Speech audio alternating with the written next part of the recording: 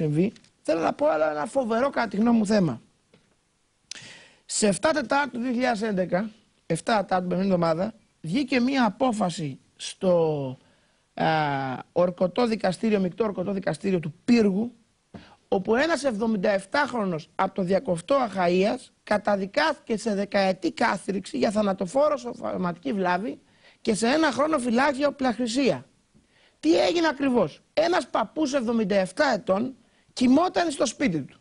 Στις 24 Δεκάτου του 2008, στην παραλία του Δημοτικού Διαμένου Τελεώνα του Δήμου Διακοφτού Αχαΐας, μπήκαν μέσα στο σπίτι του 77χρονου 2 Αλβανοί. Ένας 30χρονος και ένας 24χρονος. Τα μεσάνυχτα. Μπήκαν λοιπόν μέσα οι 2 Αλβανοί. Την ώρα που μπήκαν μέσα οι 2 Αλβανοί, τους κατάλαβε ο παππούς. Σηκώθηκε λοιπόν ο παππούς και πήρε ένα μαχαίρι από την κουζίνα. Μέσα στο σπίτι του, τα μεσάνυχτα. Πήγαν να του αρπάξουν οι Αλβανοί το μαχαίρι για να τον κλέψουνε. Τράβηξε ο παππούς μία στο πόδι του ενός Αλβανού. Το χτύπησε. Από η μαχαιριά που του είχαν στο πόδι όμως του κόπηκε η αρτηρία του ποδιού. Και λίγες ώρες αργότερα πέθανε αυτός ο 30χρονος Αλβανός από ακατάσχετη αιμορραγία. Δηλαδή δεν έκανε χτύπημα για να τον σκοτώσει ο παππούς.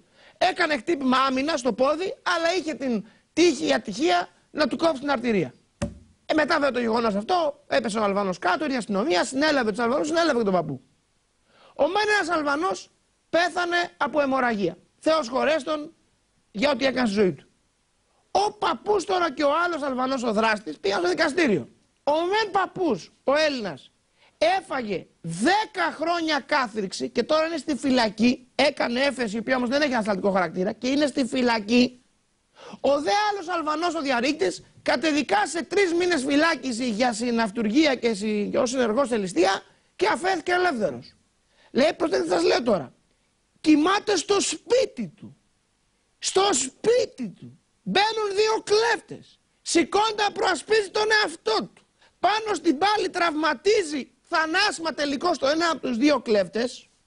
Ο ένας, ο άλλος κλέφτης είναι έξω και ο άνθρωπος που στο σπίτι του, ο 77χρονος, προάσπιζε τον εαυτό του και την περιουσία του, μπαίνει 10 χρόνια φυλακή. Και σας ρωτάω τώρα ρε παιδιά, είναι λογικό αυτό? Εσείς το βρίσκετε λογικό αυτό το πράγμα? Ειλικρινά το λέω, μιλάμε, είμαι εξοργισμένος. Το βρίσκεται λογικό κυρίες και κύριοι? Ο άνθρωπος κοιμότανε στο σπίτι του και μπήκαν οι κλέφτες και σηκώθηκε να προασπίσει τον εαυτό του και είναι τώρα 10 χρόνια μέσα θα μείνει. Το βρίσκεται λογικό κύριε Καστανίδη? Το βρίσκεται λογικό κύριε του Πασόκ? Τι θέλετε να κάνουμε?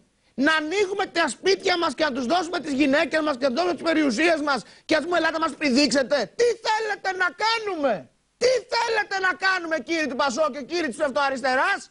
Τι θέλετε?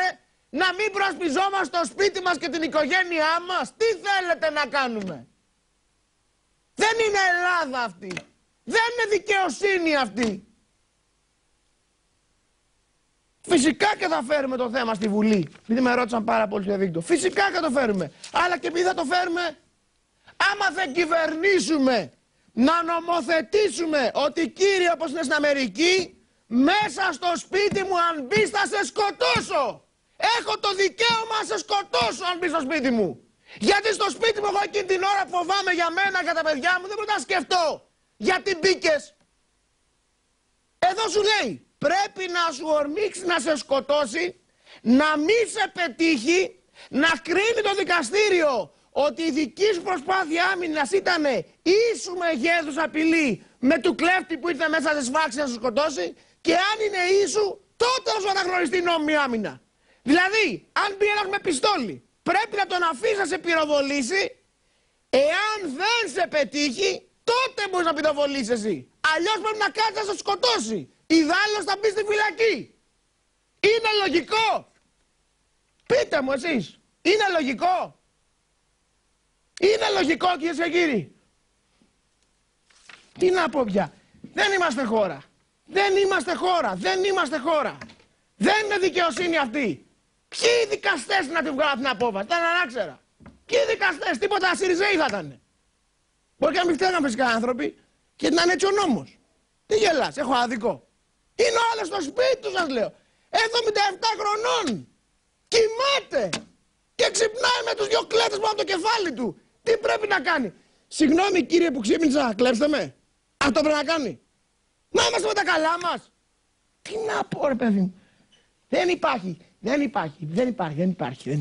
Η λογική έχει χαθεί στη χώρα. Άμα δεν κυβερνήσουμε εμείς, δεν έχουμε θεού πρόσωπο με τίποτα. Κυβέρνηση Νέα Δημοκρατία 5,5 χρόνια. Γιατί δεν άλλαξε αυτόν τον νόμο? Ένα νόμο δεν μπορεί να αλλάξει, γιατί άχρηστη. Ένα νόμο. Όχι. Λοιπόν, και μια και είπα για μετανάστες λοιπά, και επειδή εξαιθίασα τον κύριο Κούντο την περασμένη εβδομάδα, να μην ξεχάσω να σας δείξω τη συνέντευξη του κυρίου Βασίλη Αλεξάκη. Ο κ. Αλεξάκης, ένας διαπρεπής διανοούμενος αριστεράς, ο οποίος λέει το εξής ωραίο. Ο Μαροκινός της Ιπατίας είναι πιο Έλληνας από τον κύριο στο Παγκράτη που έχει κατακλέψει το δημόσιο. Το ρωτάει ο δημοσιογράφος. Αναφέρεστε συχνά στους μετανάστες. Πήρατε μάλιστα και πρωτοβουλίες υπέρ των μεταναστών τελευταία. Αυτοί οι άνθρωποι διηγούνται τη δική μου ιστορία όταν πρωτοπήγα μετανάστη στη Γαλλία. Δεν έχω περάσει τόσο χάλια, αλλά γνωρίζω πολλές περιπτώσεις μεταναστών που υπέφεραν. Η Ευρώπη δεν ομολογεί ότι επί δεκαετίες εκμεταλλεύτηκε την Αφρική. Η Γαλλία που βρισκόταν εκεί πάνω από 100 χρόνια δεν έχει αποδώσει μια δεκάδα στις χώρες. Πρόκειται για πελώρια αδικία. Οι ευρωπαϊκές οικονομίες αναπτύχθηκαν εν μέρει χάρη σε αυτούς. Οι κακόμοιροι Μαροκινοί της Ιπατίας που υποστήριξα μαζεύουν την ελληνική ελιά. Γιατί να μην τους υποστηρίξω? Μιλάνε τη γλώσσα μας και εγώ τους θεωρώ περισσότερο Έλληνες από κάποιο κύριο γεννημένο π.χ. στο Παγκράτη που έχει κατακλέψει το ελληνικό δημόσιο. Βασίλης Αλεξάκης. Το αφήνω σχολίαστο, σας το διάβασα μόνο για να ξέρετε τι θα πει πέμπτη φάλαγγα. Έτσι. Αυτή είναι ο ορισμός της πέμπτης φάλαγγος. Επίσης, να δείξω μια τρομερή εδώ πέρα γελιογραφία από